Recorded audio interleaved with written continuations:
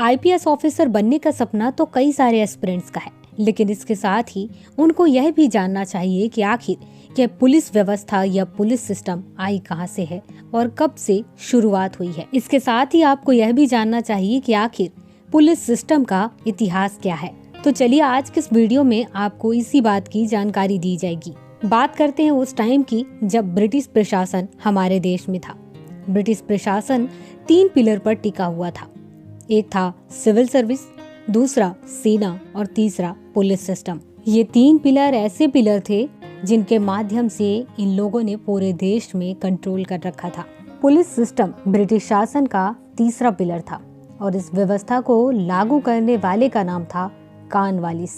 Cornwallis ने police system उस वक्त लागू किया जब जमींदारों का अपना प्रभाव कानून और व्यवस्था दोनों पर पड़ रहा था। इन जमींदारों के प्रभाव को कम करने के लिए ही कॉर्नवालिस ने पुलिस सिस्टम को लाया और जमींदारों को ऐसे काम जहां पर कानून और व्यवस्था दोनों को बनाए रखना है, इन कामों से उन्हें मुक्त कर दिया।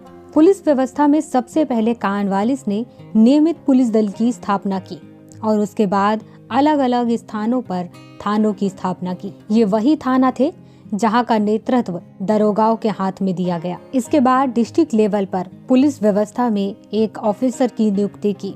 उस पद का नाम था एसपी या सुपरिटेंडेंट ऑफ पुलिस, जिसे पुलिस अधीक्षक या जिला अधीक्षक भी कहा गया।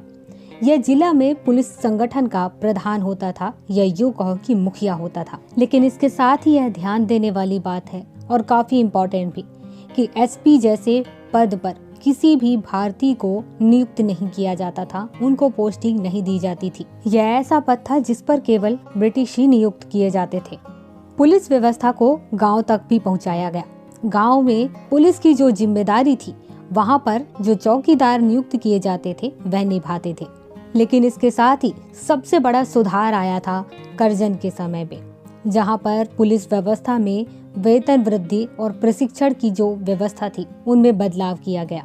कर्जन के समय ही गुप्तचर व्यवस्था की भी स्थापना की गई थी। लेकिन अगर देखा जाए तो पुलिस का जो मेन काम था वो ब्रिटिश शासन की सेवा करना था। जनसाधारण के जीवन और सम्मान की सुरक्षा करने में पुलिस की कोई भूमिका नहीं रहा करती थी। ये केवल नाम भर के लिए हुआ करता था। ये राष्ट्रीय आंदोलन को दबाते थे, उसमें पूरा सहयोग देते थे। और देखा जाए तो आज भी वास्तविक रूप में हमारी पुलिस व्यवस्था इसी प्रकार से काम कर रही है।